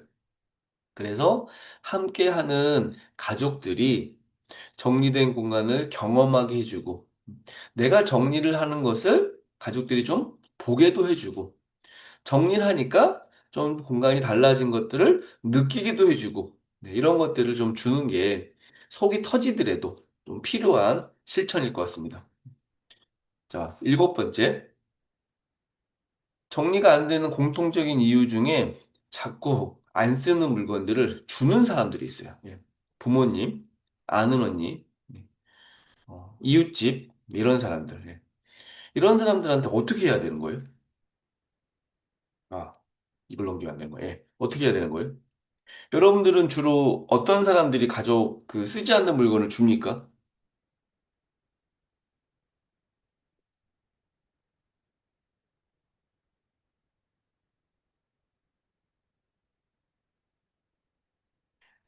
친한 사람, 아는 언니, 친정엄마, 가족. 어떤 분 최근에 여동생이 준 뭐 이상한 물건 때문에 뭐 너무 스트레스 받아 하시는 분이 있었거든요. 근데 그런 가까운 사람들이 나름 이제 소중하다고 생각한 사람들이 물건을 주면 안 받을 수 있어요. 우리나라 사람들이 이게 또 정에 또 약해갖고 받으면 주면 또 받아와야 되잖아요. 또 예의가 아닌 것 같잖아요. 그런데 이제 중요한 건 뭐냐면 물건을 주면 그 물건에 대한 책임은 누구한테 있는 거예요? 그걸 받은 사람한테 오는 겁니다. 그래서 그 물건이 나에게 넘어오는 순간 그 물건에 대한 책임, 보관, 정리, 이런 것들은 여러분들이 이제 결정할 수 있어요. 그래서 이제 받고 나서 이거를 잘 써야 되는데, 잘 먹어야 되는데, 안 먹는 반찬, 취향과 너무 맞지 않는 옷, 너무 큰 무거운 그릇, 정말 뭔지도 모르는 무슨 건강식품, 네. 그때 간당간당 날짜가 남은 무슨 식재료 같은 거, 네. 화장품 세트, 막 이런 것들을 주거든요. 네. 그래서 이제 그렇게 받는 물건들이 오히려 정리 스트레스가 되는 대표적인 원인이 되겠죠. 그래서 이런 류의 물건들을 정리할 때 가장 좋은 방법은 거절보다는 그 물건에 대한 어떻게 선택하느냐가 중요할 수 있죠. 그래서 이제 받는 순간 이거를 보관할지, 먹을지, 어디 둘지, 언제 버릴지, 이런 것들을 이제 빨리 선택해야 됩니다. 결정해야 됩니다. 그리고 내가 진짜 안 쓸 것 같다고 생각하면 받지 않는 게 오히려 더 좋은 방법일 수 있어요. 그래서 제가 최근에 그 메족구 오픈 채팅방에 사람들이 이제 지인들이 물건을 줄 때 거절 멘트를 준비해라. 거절 멘트. 자, 제가 거절 멘트 추천하는 거 5가지를 말씀드릴 테니까 이 중에 야, 이거 진짜 마음에 든다라고 생각하는 거 번호로 한번 매겨주세요. 1번. 제가 요즘 정리를 시작해가지고 물건을 가능하면 좀 안 드리는 편이에요. 마음만 받겠습니다. 2번. 제가 잘 안 쓰는 물건이라 왠지 저 주면 좀 아까울 것 같아요. 더 잘 쓰는 분 주시는 게 좋을 것 같습니다. 3번. 집에 같은 게 있어가지고 지금 현재 이 물건은 우리 집엔 필요 없습니다. 4번. 제가 건강 때문에 요즘 다이어트를 좀 하고 있고요. 네. 지금 공간이 너무 정리가 안 돼가지고, 무소유를 실천하고 있습니다. 그래서 저를 좀 응원해 주셔야 되기 때문에 이 물건을 받을 수 없습니다. 5번째. 정말 너무너무 고맙긴 한데요. 이번에는 제가 네, 패스하겠습니다. 네. 필요할 때 제가 나중에 말씀드릴게요. 네. 그때 주세요. 네. 자, 1번부터 5번 중에 요거 좋다라고 생각하는 거. 네. 어떤 거절이 여러분들한테 뭔가 좀 이렇게 좀 적용하기 좀 좋은 거절 멘트인가요? 정리를 잘하려면 거절을 잘해야 됩니다. 그래야지만 여러분들의 공간을 지키는 거죠. 그 거절이라는 게 그 물건을 준 사람과의 관계를 끊는 게 아니거든요. 오히려 여러분들의 공간, 여러분들의 삶의 질을 더 높이는 활동일 수 있습니다. 그래서 정말 너무 이 마음 이렇게 좀 불편한데도 다 받으려고 하지 마시고, 네, 지혜롭게 거절 멘트 한번 이렇게 좀 여러분들만의 멘트를 좀 적어 보시고, 또 이렇게 연기 연습하듯이 연습도 좀 해보시고, 10번 주면 한 번 정도 거절해 보시고, 이게 참 잘 먹힌다 그러면 이제 반복적으로 좀 써보시고, 네. 정말 중요한 거는 여러분들의 선택의 문제다. 여러분들의 공간을 지키는 것이 중요하답니다. 8번. 자꾸자꾸 물건을 산대요. 이 소비 습관 어떻게 바꿔야 되죠? 혹시 여러분들 중에 이런 분 있습니까? 쇼핑을 하려고 이렇게 핸드폰이나 컴퓨터에 앉아가지고 쇼핑 사이트나 쇼핑 관련 어플리케이션을 만지면 너무 기분 좋다. 1번. 그런 감정 느낀 적 없다. 2번. 쇼핑할 때 너무 좋아, 너무 좋아. 막 신나. 예. 못 사도 신나. 예. 안 사도 신나. 1번. 그런 감정이 왜 들지? 난 그런 거 느낀 적이 없다. 2번.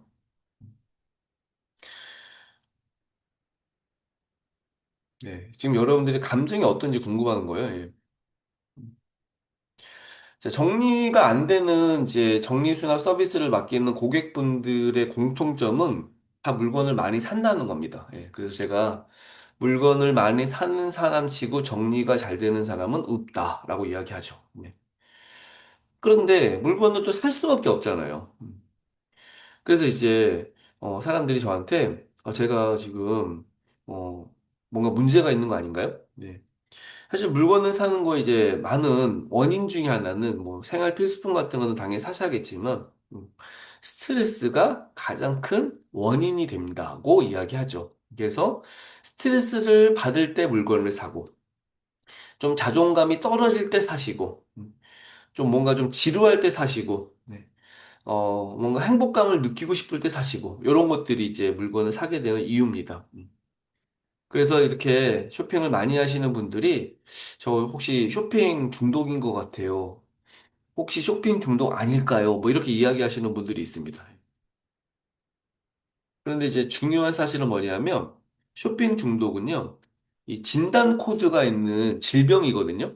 그래서 신경정신과 같은 데 가가지고 검사받고 면담하고 해서 당신은 쇼핑 중독입니다라고 진단을 받아야지 쇼핑 중독이라고 일컫는 거고, 여러분들이 진단도 안 받은 채, 나 쇼핑 중독인 것 같아요라고 생각하거나, 물건을 많이 사는 사람에게 넌 쇼핑 중독자야 라고 이야기하는 건 아닌 거죠. 예, 여러분들은 의사도 아니고, 여러분들이 진단을 받지 않았기 때문에.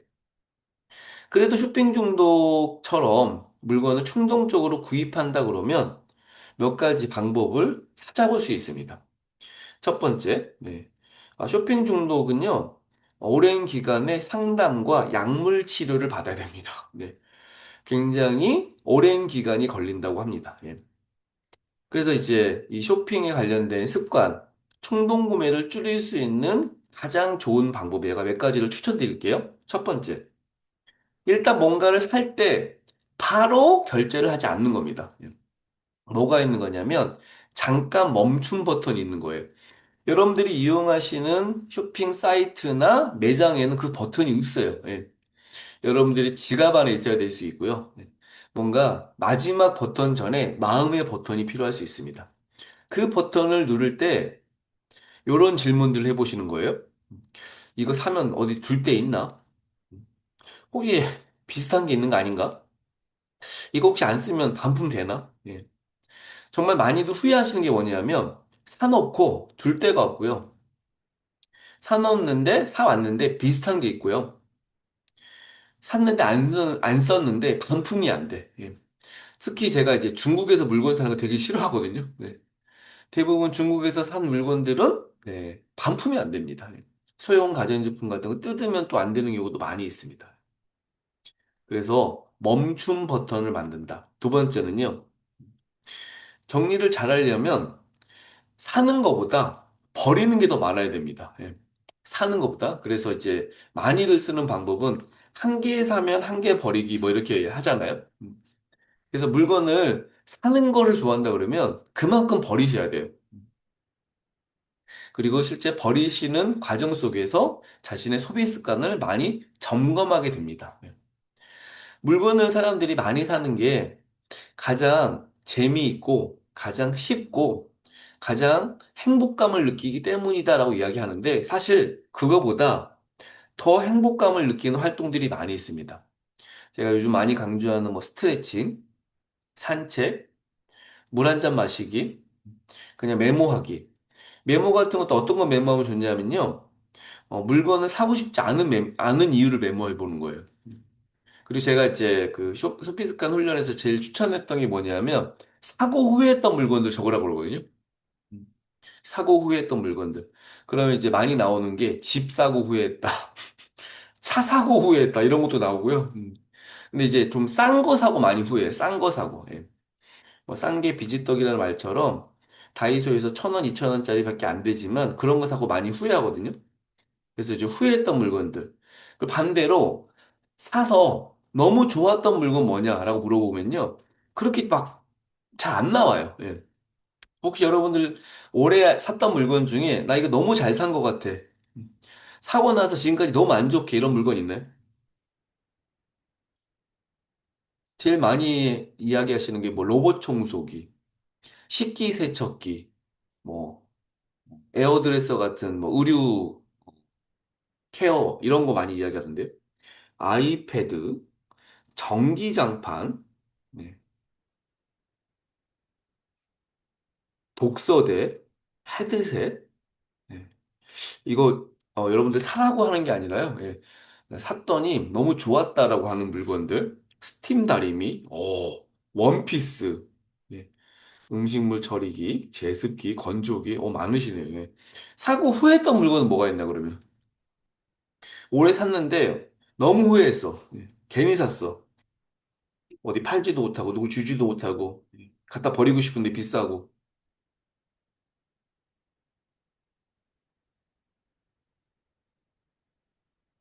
15분 남았으니까 15개를 다 못 살 수도 있을 것 같습니다. 커피 캡슐, 뜻밖의 샀던 책, 오쿠. 요즘도 오쿠를 사시는 분이 많 있군요. 예. 왜냐면 예전에 제가 오래전에 후회했던 대표적인 물건이 오쿠였거든요. 예. 중복된 미용도구. 구명조끼요. 아, 뭐 수영 같은 거 할 때. 영양제. 네. 두유 제조기. 아, 이거 사시고 많은 분들이 좋아하시는 거죠. 예. 세미나 가서 구입한 책. 예. 아, 조유정님 사놓고 한 번도 이용하지 않으셨던 구명조끼. 네. 좋습니다. 그런 류의 물건들. 햇빛 가리개 9만 원짜리. 햇빛 가리개가 엄청 비싸네요. 네. 자, 아홉 번째. 10개까지만 하겠습니다. 정리를 하려고 하니까 뭐부터 해야 될지 막막하대요. 막막하대. 예. 그럼 뭐 때문에 그러는 거예요? 음. 이게 정리를 시작하려고 하는 사람들이 겪는 대표적인 감정입니다. 예.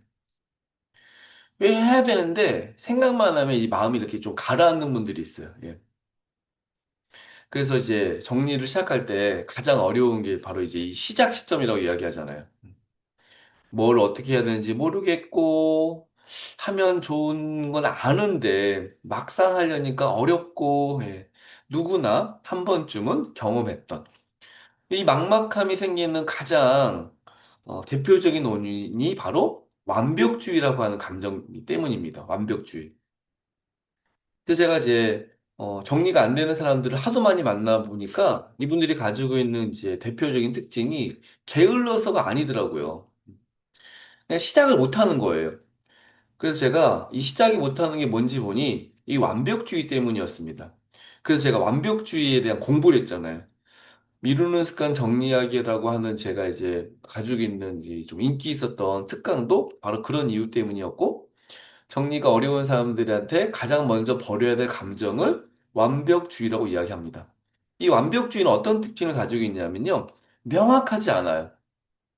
이 정리를 하려면 되게 구체적이어야 되고요.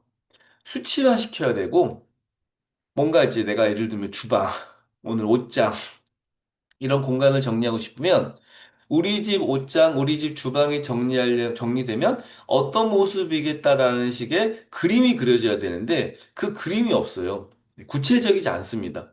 그래서 시작을 못 하는 거예요. 왜? 어차피 내가 해봤자 저렇게 안 될 거야. 그리고 구체적인 어떤 액션 플랜이 없잖아요. 하루에 15분, 10시가 되면 정리하기, 한 개씩 버리기, 이런 수치화되지 않잖아요. 그러니까 그 구체성이 떨어짐으로 인해서 아예 시작조차 못하는 것을 바로 완벽주의라고 이야기합니다. 그러니까 뭔가 하다가 정리를 멈추는 건 완벽주의가 아니에요. 시작을 못하는 걸 완벽주의라 이야기하거든요. 그래서 그거를 이 막막함이라고 표현하는 겁니다. 그래서 막막하지 않으려면 몇 가지 필수적인 게 있어야 되는데 정리를 해야 되는 계획이 있어야 된다. 그래서 제가 추천하는 거는 이제 매족구, 하루 15분 정리, 하루에 한 칸 정리, 냉장고 그 문짝 하나 정리, 화장실에 뭐, 그, 어, 어떤 특정 물건 한 개 정리, 이런 식으로. 두 번째로 추천하는 건요, 내가 뭔가를 하면 뭔가와 연결될 수 있는 연결 행동을 만드는 거예요. 그래서 대표적으로 이제 정리 안 되시는 분들이 하는 행동이 뭐가 있냐면 장 봐오면, 외출하고 돌아오면, 옷을 벗으면 해야 될 행동들이 있을 거예요. 장 봐오면은 냉장고 안에 뭐 소분해서 넣거나, 입었던 옷은 옷걸이에 걸거나, 빨래를 구분하거나 이런 게 이제 연결 행동이거든요. 그래서 연결 행동을 만드는 겁니다. 지금 내가 정리를 해야 될 공간, 정리를 해야 될 물건에 대해서 아주 기본적인 생활 습관이죠. 그리고 세 번째는 정리를 해야 될 공간에 대한 범위를 좁게 보는 겁니다. 저는 그래서 이제 핵심 공간이라는 말을 많이 쓰는데 집을 전체적으로 정리하려고 하지 마시고 식탁 위만, 책상 위만, 현관만, 화장실의 선반 한 칸만, 책상 위만 이런 식으로 딱 정해져 있는 그 공간에 집중하는 거예요. 그리고 나서 그 공간이 잘 정리되면 두 번째 공간으로. 그럼 정리를 잘 하려면요. 정리가 잘 된 공간에 대한 구체적인 그림을 그려야 되는데 이 그림을 그릴 수는 없거든요. 요즘 지금 세상이 좋아져가지고 챗GPT를 이용하면 여러분 이제 정리를 해야 될 공간을 사진 찍어가지고 정리된 공간으로 만들어줘 그러면 걔가 좀 그려주거든요. 네. 그렇게 할 수도 있고요. 혹은 내가 이제 이상적으로 꿈꾸는 주방, 정리가 잘 되어 보이는 옷방, 그게 뭐 아는 분의 집일 수도 있고 인터넷으로 돌아다니는 사진일 수 있어요. 요즘 정리수납 서비스들이 늘면서 그런 사진들이 많이 돌아다닙니다. 그러면 그 공간을 보면서 내가 정리를 해야 될 주방, 뭐 냉장고, 옷방 이 공간을 벤치마킹 하듯이 좀 비슷하게라도 만들어 보는 거예요. 그러면 좀 더 정리를 시작하는 데 있어서 계획일 수도 있고, 핵심 공간 때문일 수도 있고, 연결 행동 때문일 수도 있고, 정리에 대한 부담이 조금 줄 수 있을 거라고 생각이 듭니다. 자, 오늘의 마지막입니다. 네. 15가지는 못할 것 같고, 10개만 하겠습니다. 자, 아마 지금 이 프로그램에 참여하시는 분 중에 이제 직장 다니시는 분들, 워킹맘이라고 하죠. 워킹맘. 남자분들도 많이 들으시라는데 제가 이제 워킹맘으로만 제가 정했습니다. 워킹맘이라서 정리할 시간이 없어요. 네. 어떻게 해야 됩니까? 집에 들어오면 쉬어야 되는데, 현실은 쉴 수가 없어요. 할 게 너무 많습니다. 빨래, 설거지, 아이 돌보기, 장도 봐야 되고, 내일 일정도 체크해야 되고, 네, 전화 한 통 해야 될 수도 있고, 얼굴에 마스크팩 붙일 시간도 없다고들 이야기합니다. 예. 그런 상황에서 정리를 하라 그러면 이게 돼요? 기본적인 살림도 지금 다 못하고 있는데. 예. 지금 여러분들이 무슨 슈퍼먼도 아니고, 예. 무슨 휴머노이드 로봇도 아니고, 집에 가가지고 또 저게 정리를 착착착 하면 산다는 건 너무너무 어렵죠. 그럼 더 부지런하게 살아야 된다. 이렇게, 말하는 것도 말도 안 되는 이야기입니다. 그래서 저는 꼭 힘든 정리가 어려운 이 워킹맘 분들에게 이야기하고 싶은 것들이 있습니다. 예. 요건 한번 적용할 수 있는 부분이라면 한번 해보시면 좋을 것 같습니다. 정리는요, 혼자 하는 게 아니라 가족과 함께 해야 됩니다. 그래서 장난감은 아이가 정리해야 되고, 남편 옷은 남편이 정리해야 되고, 공용 공간도 시간을 나누든 역할을 나누든 구분해서 정리를 해야 된다. 정리는 한 주부의 역할, 엄마로서의 역할보다는 가족이 함께 분담할 수 있는 게 중요한데, 예전에 제가 특강에서 만났던 분인데 너무너무 정말 지금도 잊지 못한 기발한 분이 하나 있었어요. 뭐였냐면 집에 가사 업무를 남편이랑 가사 분담표를 만들었는데 머리가 쓰는 것과 힘을 써야 되는 걸로 구분해가지고 머리가 쓰는 건 아내분이 힘을 쓰는 건 남편분이 했더라고요. 예를 들면 분리수거는 머리 쓰는 거예요, 힘 쓰는 거예요? 네. 힘쓰는 겁니다. 분리수거 머리 쓰는 게 아니에요. 분리수거 머리 쓴다고 생각하시는 분 있는데 힘쓰는 겁니다. 그럼 당연히 남편이. 예. 빨래. 네. 빨래는 머리 쓰는 거예요, 힘 쓰는 거예요? 네. 빨래는 머리 쓰는 겁니다. 빨래는 누가 하니까? 세탁기가 합니다. 예. 그래서 색깔로 좀 구분하거나 뭐 이래야 되거든요. 그건 당연히 아내가. 예. 이런 식으로. 장보기는 아내가. 이런 식으로 구분을 해가지고 집안에 살림에 대한 이 가업 분담이 확실해졌다라고 이야기했는데 저는 정말 그 부분 엄청 좋았던 그런 이야기였습니다. 두 번째는 1년에 한 번까지는 아니더라도 저는 최소 3년에 한 번 정도는 정리수납 전문가의 도움을 받는 게 좋다. 대표적인 이유는요, 안 쓰는 물건을 빠르게 처분할 수 있고, 동선의 구조, 수납 시스템 개선, 유지할 수 있는 여러분들의 집에 맞는 형태로 구조적인 걸 해결할 수 있습니다. 예.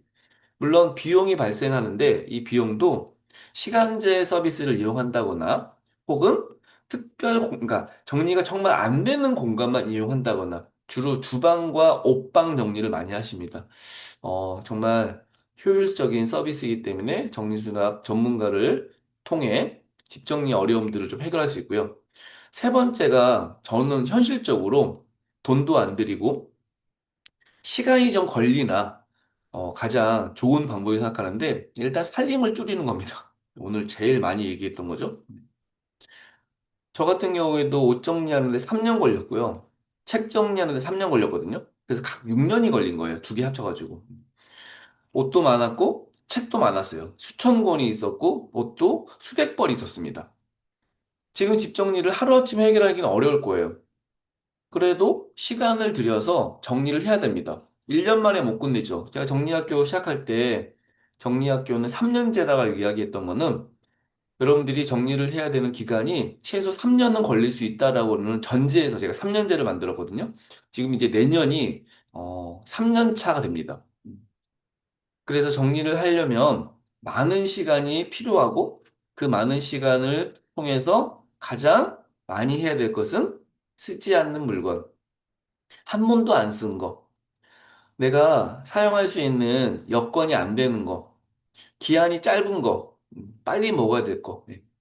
현실적으로 워킹맘들이 할 수 있는 형태의 정리는요, 퇴근 후에 집까지 가서 정리하는 것은 가능하면 안 하는 게 좋습니다. 왜냐하면 퇴근에서는 휴식, 에너지 충전, 이런 게 더 중요한데, 정리는 엄청나게 많은 체력, 집중력, 이런 게 필요하기 때문에 가능하면 줄여라.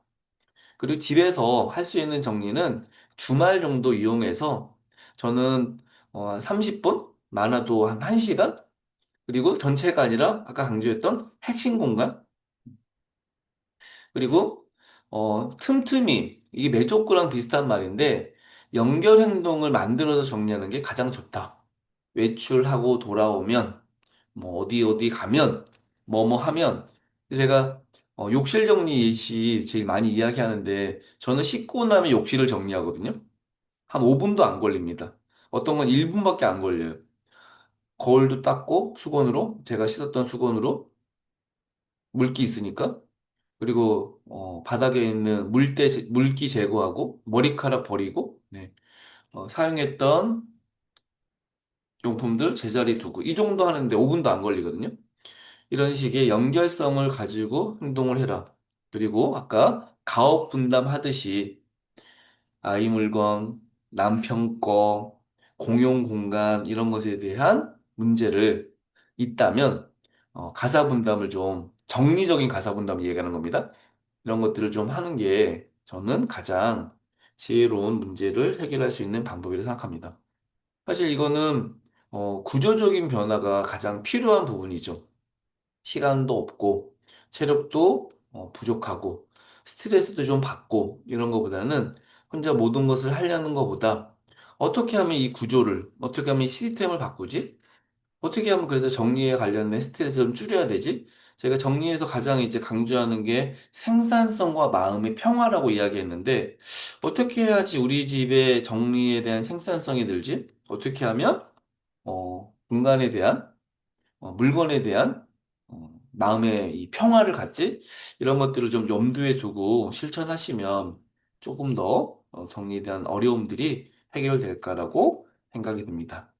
자, 오늘 메조코 나이트 이제 제가 예상했던 시간이 다 되어서 오늘 여기까지 마무리 좀 하겠습니다. 마지막으로 제가 광고를 좀 할게요. 정리학교에서 지금 이제 12월 달에 예정된 프로그램이 있습니다. 12월 11일 날 정리력 전문가 이제 정다은님 강사님이 진행하는 따라하기 쉬운 정리 실천 가이드. 정리학기 수업은 특강은 무조건 3만 원입니다. 그래서 사실 이게 유료로 수업을 들어야 되는 거기 때문에 좀 음, 금전적인 문제가 어려움이 고민이 될 수 있겠지만 필요하신 분들이라면 모집 중인 가정 한번 신청해 주시고요. 그다음에 이제 내년 1월 달부터 지금 몇 개 서클이 지금 이제 등록되어서 모집을 하고 있습니다. 원래 12월부터 하려고 하다가 네, 12월은 좀 연말이나 이런 이슈가 있어서 다 내년 1월부터 진행되는 프로그램입니다. 우리 둘이 시간 정리, 비대면 어플 키고 40분 정리 수납하기, 그 다음에 21일 돈 정리 챌린지, 지금 모집 중이고, 여러분들의 시간 정리가, 공간 정리가, 돈 정리가 필요하신 분들은 서클은 굉장히 재미있게 참여할 수 있는 프로그램이기 때문에 관심 가지시고 다 이렇게 정리학교 홈페이지에 보면 어떤 프로그램인지 설명이 잘 되어 있습니다. 자, 윤선이는 정리학교 오늘 이 매조건 IT를 통해서 처음 방문하신 분들도 많을 거라 생각됩니다. 윤선이 정리학교의 모토는 뭐냐면 정리는 배우면 누구나 잘할 수 있다. 집 정리 어렵죠. 네, 옷장, 주방, 뭐 아이방, 뭐 남편과의 어떤 정리 갈등, 어, 쓰지 않는 물건을 주는 사람들과의 어떤 관계 정리 정말 어렵습니다.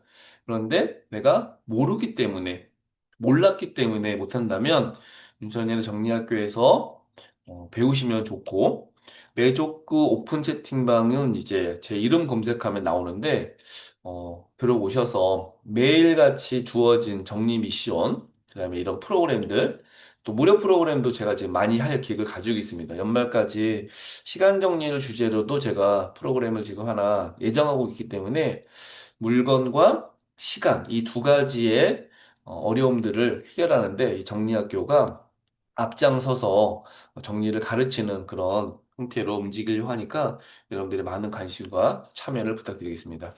오늘 어, 토크 버라이어티 쇼인데 제가 혼자 토크를 했네요. 예. 특강으로 하려고 하지 않았는데, 제가 이야기했던 내용들이 그냥 강의라기보다는 그동안의 경험, 뭐 생각, 또 여러분들이 이제 댓글도 많이 남겨주셔가지고, 많은, 어, 이야기로, 네, 함께 정리의 어려움들을 생각해보는 시간을 가졌던 것 같습니다. 원래 제가 이제 이 매조건 나이트를 다시 좀 부활을 해야겠다라고 생각하고 있고, 정리 고민 상담이었기 때문에 여러분들이 질문을 남겨주시면 그 질문을 가지고 이제 제가 즉흥적으로 제 생각과 경험들을 이야기하는 게 이 모임의 이제 이 매주꾼 아이티 취지였습니다. 그래서 제가 내년에 계속 이 프로그램을 유지할지는 좀 더 생각해보고 네, 또 필요하면 공지하도록 하겠습니다. 매월 한 번씩은 좀 어렵다면 제가 분기에 한 번씩이라도 진행할 수 있도록 하고 여러분 정리학교가 유료 프로그램을 하려고 만든 건 아니었기 때문에 정리를 경험하고 실천하신 분들의 이야기 또 정리를 잘해서 성공하신 분들의 성공 사례, 네. 또 나만의 노하우 같은 게 있는 분들의 그런 것들을 나누는 그런 프로그램으로 이 매조꾸 나이트를 하려 하니 지속적인 관심과 뭐 참여, 오늘도 많은 분들이 참여하셨는데 지금 현재 44분이 라이브로 계속 참여하고 계십니다. 그래서 많이 참여와 관심을 가져주셔서 정리가 여러분들 인생의 짐이 아니라 삶의 질을 높이는 좋은 도구, 기술이 될 수 있도록 정리학교가 열심히 노력하도록 하겠습니다. 마치겠습니다.